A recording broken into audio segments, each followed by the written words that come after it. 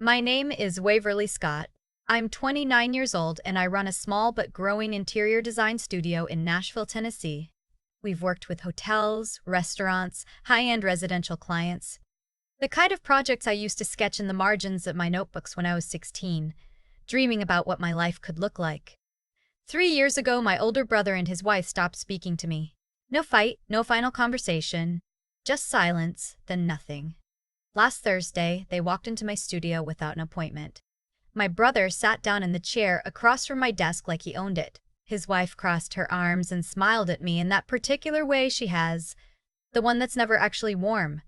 Then he slid a folder across my desk and told me they were taking 40% of my business.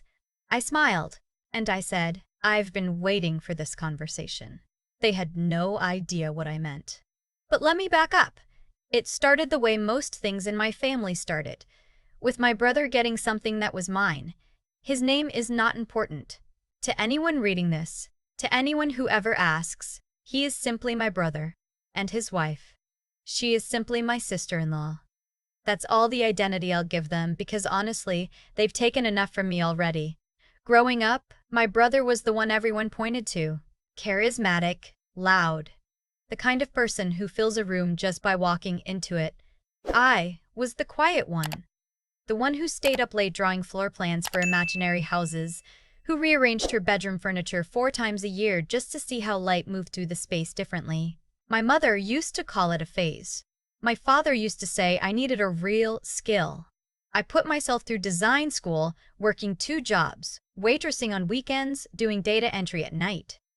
I graduated with a portfolio I was genuinely proud of and about $9,000 in savings. I moved to Nashville because the market was growing and because I didn't know anyone there, which at the time felt like freedom. For the first 2 years, I freelanced. Small apartments, a couple of cafe renovations, one extremely stressful townhouse project where the client changed her mind about tile 17 times.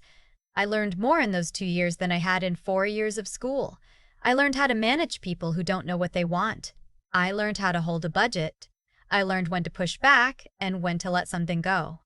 By the time I was 26, I had enough clients and enough confidence to register the studio officially. I named it after a street I'd loved as a kid, a small detail that probably only matters to me. My brother called me when he found out. He said he was proud of me. He asked if he could visit sometime and see the space. I said yes, because despite everything, he was still my brother. He visited 6 months later. He brought his wife. I gave them a tour, showed them the current projects, explained how the business model worked. His wife asked a lot of questions. At the time, I thought she was just interested. Now I understand she was taking notes. 3 months after that visit, my brother called me with what he described as an exciting opportunity. He'd been laid off from his corporate job the previous year, something he'd mentioned briefly but never wanted to discuss. He and his wife had been exploring options, and now, he said, they'd decided they wanted to get into the design and renovation space. He wanted to know if I'd be open to bringing him on as a co-owner. He said it would be mutually beneficial. He used the words scaling up and combined resources and family partnership. I told him I needed time to think. I thought about it for 2 weeks. I talked to my accountant. I talked to a lawyer friend I trusted.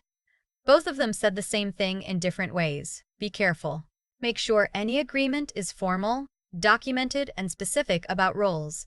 When I called my brother back, I told him I was open to the conversation, but that I wanted us to be very clear about what he'd actually be contributing, financially, operationally, creatively. I was not going to hand over ownership of something I'd built just because we shared a last name. He went quiet on the phone. Then he said I was being cold, that I was treating him like a stranger instead of family. I said I was treating him like a business partner, which was what he'd asked to be. He hung up. I expected a few days of silence, maybe a week. I thought he'd cool down, that we'd talk again. That's how we'd always handled things growing up. Blow up, retreat, return. What I didn't expect was for it to become 3 years. No call, no text, not at Christmas, not when my grandmother passed, not when I sent a card for his birthday. Nothing. His wife unfollowed me on every platform. My mother, who lived 2 states away and tried her best to stay neutral, mentioned once that my brother felt deeply disrespected. She didn't elaborate, and I didn't push. I won't pretend it didn't hurt. There were nights when I sat in my empty studio after everyone had gone home and felt the specific, hollow ache of being cut out. Not just from my brother, but from the version of myself that still wanted his approval. I'd spent so much of my life trying to earn something from my family, some acknowledgement that what I was doing was real, was worthy. And when I finally built something real, the silence was the loudest thing I'd ever heard. But I kept working. The studio grew. We hired 2 full-time designers and a project manager. We landed a contract with a boutique hotel group that put our name in 3 different design publications. I started getting calls I'd never expected: national brands, developers, clients who'd seen our work somewhere and tracked us down. I was proud. Genuinely, quietly proud. And then, last Thursday happened. It was around 2 in the afternoon. My project manager came to my office door with a strange expression. The look people get when they're not sure how to phrase something. "There are 2 people in the reception area," she said. "They don't have an appointment. They said they're your family." I set down my pen. "My brother?" I asked. She nodded. "And his wife." I sat there for a moment. I want to be honest about what I felt, because it wasn't just one thing. There was the old automatic pull, the one that says family, go to them. But underneath that there was something steadier, something that had been sitting in my chest for about 3 months, ever since a mutual acquaintance had mentioned, almost in passing, that my brother's new consulting venture had quietly collapsed. I stood up. I smoothed my jacket. "Put them in the small conference room," I said. "I'll be there in 5 minutes." I took 10. When I walked in, my brother was standing by the window looking out at the street. His wife was seated, her handbag on her lap, posture very composed. My brother turned when I came in, and for a second I saw something flicker across his face, something I couldn't quite name. Not guilt, exactly. More like recalibration. "Waverly," he said. He smiled. "This place looks incredible. You've really grown it." I sat down across from them. "What can I do for you?" His wife glanced at him. He reached into the inside pocket of his jacket and pulled out a folded document. He placed it on the table between us, smoothed it flat with his hand. "We've been thinking," he said. "Given everything that's happened, we think it's time to repair things. And the best way to do that is to make this official." I looked at the document without touching it. "Make what official?" "A stake in the studio," he said. 40%. In exchange, we bring in our network, our connections. We spent the last year building relationships in the commercial real estate space, and we're ready to invest that into something with real infrastructure. He said it like he was doing me a favor. I looked at him for a long moment. "You want 40% of my company?" "We want a partnership," his wife said. Her voice was carefully neutral. "A family partnership, the way it should have been from the beginning." I thought about saying something then. About the 3 years. About my grandmother's funeral. About the birthday card that went unanswered. Instead I asked, "And you're proposing to contribute what, exactly? In exchange for 40%? My brother shifted in his seat. "Our network. Our time. We take on business development, client acquisition. What's your current client list?" I asked. A pause. "We're in the building stage," he said. "What capital are you prepared to invest?" Another pause. "This is more of a sweat equity arrangement." I nodded slowly. I picked up the document. I looked through it. It was 3 pages, typed, and at the top it listed the studio name and then his name, and then the 40% figure. At the bottom, there was a signature line with my name already printed beneath it. I set it back down. "I need to be honest with you," I said. My brother leaned forward slightly, the way he always does when he thinks he's about to hear yes. "I'm not going to sign this today," I said, "but I do want to have a full conversation, a real one, with all the relevant people in the room." His wife frowned. "What relevant people?" "My business attorney," I said. "My accountant? My 2 senior designers who are co-investors in the studio's current expansion?" I paused. "If we're talking about a real partnership, everyone who has a stake in this business needs to be at the table." My brother looked at his wife. She looked at me. "Fine," she said. When? Tomorrow morning? I said. 9 o'clock. Now let me tell you what they didn't know. About 3 months before they walked into my studio, I got a call from a woman named, well, I'll call her my former colleague, because that's what she was. She'd worked briefly in the commercial interior space and had crossed paths with my brother's consulting venture. She called me not to gossip, but because she thought I should know something. She said my brother had been telling people in certain circles that he had a founding stake in my studio, that he'd been there from the beginning, that the business was, in some sense, built on his vision. I thanked her for telling me. Then I hung up and sat very still for about 15 minutes. Then I called my attorney. What followed over the next 3 months was thorough and quiet. My attorney sent requests through the appropriate channels. We documented everything: my original business registration, my sole founding status, my financial records from the first 3 years. We also, carefully and legally, gathered some information about my brother's consulting venture. The kind of information that's publicly available if you know where to look and what questions to ask. The picture that emerged was not flattering. The venture had taken on 3 clients. 2 had filed formal complaints about non-delivery of services. 1 was pursuing a small claims case. The network my brother had described to me in that conference room, the commercial real estate connections, the relationships, was largely notional. The venture had no real infrastructure, no completed projects, and a growing number of people in the Nashville business community who were quietly skeptical. My attorney and I talked about what to do with this information. We agreed nothing proactive. Wait. See what happens. What happened was last Thursday. The next morning, my conference room held 8 people. My attorney sat to my left. My accountant was across from her. My 2 senior designers, who had indeed been brought in as minority equity partners during our expansion, sat at the far end. And on the other side of the table, my brother and his wife, who had arrived 5 minutes early and seemed surprised to find the room already full. There was also one more person I hadn't mentioned, a colleague I'd invited specifically because she had worked, briefly, with my brother's consulting venture. She sat quietly near the door. My brother looked around the room. Something shifted in his expression. Not quite alarm, but a heightening of awareness. His wife put her hand on the table and kept her posture very straight. I thanked everyone for coming. I explained that we were there to discuss a proposed equity arrangement and that I wanted the conversation to be completely transparent. My brother took that as an opening. He started the same way he had the day before. Network, synergy, family partnership, mutual growth. He was smooth. He'd always been smooth. The words came easily and they sounded reasonable if you weren't listening carefully. My attorney let him finish. Then she asked, very quietly, if he could share documentation of the network and client relationships he'd mentioned. My brother said the documentation was in progress. She asked about the capital contribution. He repeated the sweat equity framing. She nodded. Then she opened a folder. I'd like to share some information with the room, she said, regarding Waverly's founding and sole ownership of this studio, including the original registration, financing, and all subsequent equity arrangements. She walked through it. 3 years of building, documented. Every investment, every hire, every contract. My brother sat very still. Then she turned a page.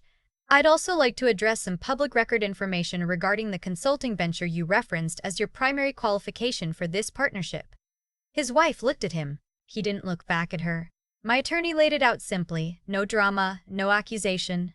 Just documentation, the complaints, the pending case, the gap between what he'd described and what the record showed. And then? This was the part I hadn't planned exactly, but that happened anyway.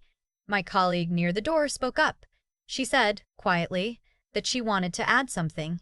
She said that in her time working with the consulting venture, she had heard my brother tell at least 2 prospective clients that he had a founding role in my studio, and that its success was partly attributable to his involvement.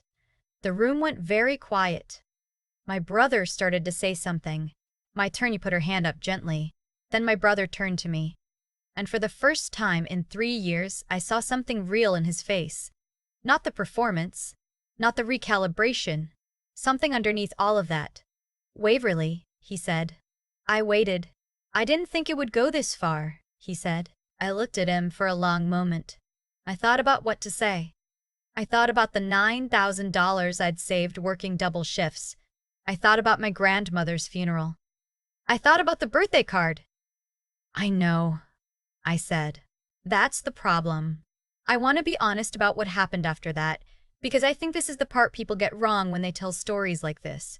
They expect a clean ending, a door slamming, a villain walking out in defeat, a triumphant moment that feels like a movie. It wasn't like that. My brother and his wife left that morning without signing anything, obviously. My attorney followed up that afternoon to formally document that no partnership agreement had been entered into.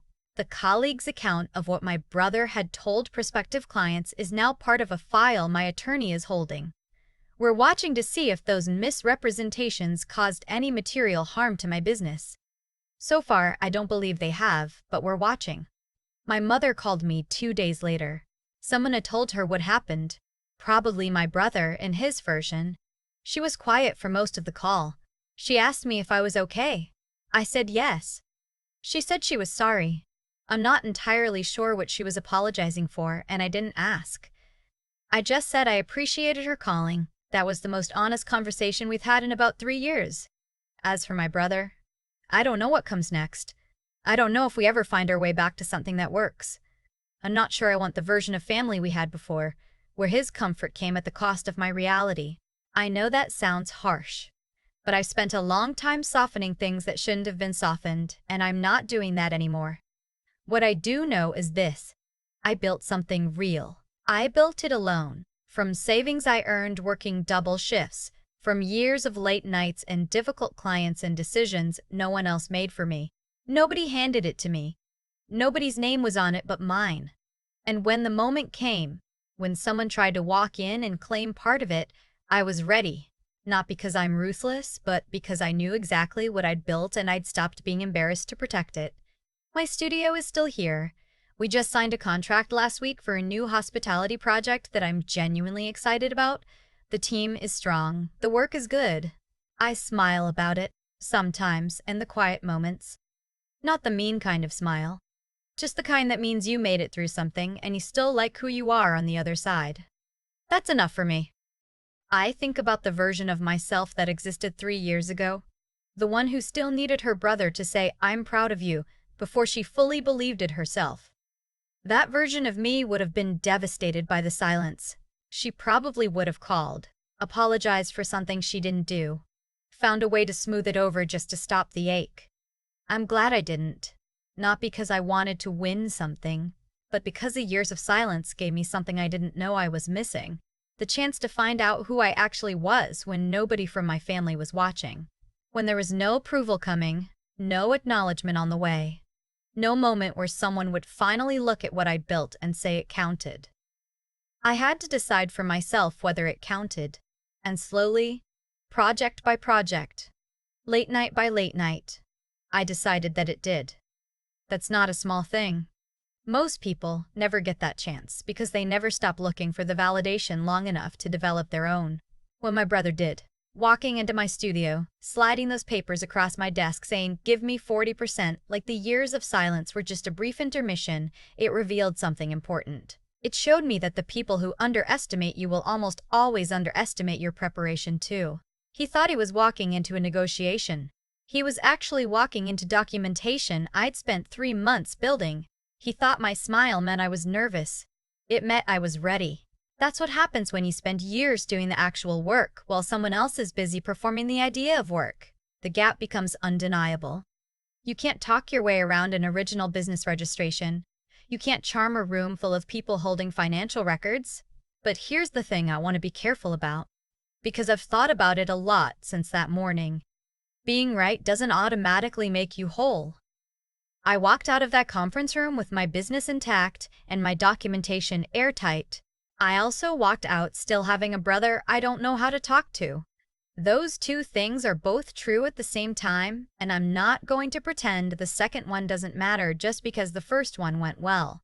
What I've learned, really learned, not the version you say to sound wise, is that integrity is a long game. It doesn't pay off in dramatic moments, even when dramatic moments do eventually come. It pays off in who you are on a random Tuesday when no one is watching. in whether you kept your records clean, in whether you treated your employees fairly, in whether you built something that could withstand scrutiny because there was nothing to hide. My brother built something that couldn't withstand scrutiny. That wasn't bad luck. That was the result of years of choices, small ones, accumulated. And my studio standing on solid ground wasn't luck either. It was also years of choices, small ones, accumulated.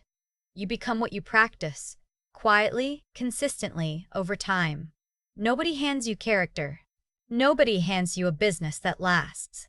You build both the same way. One honest decision at a time, even when it would have been easier to cut corners, even when nobody was watching, even when the people who should have believed in you didn't. Waverly Scott is still here. The studio is still here. That's the whole story.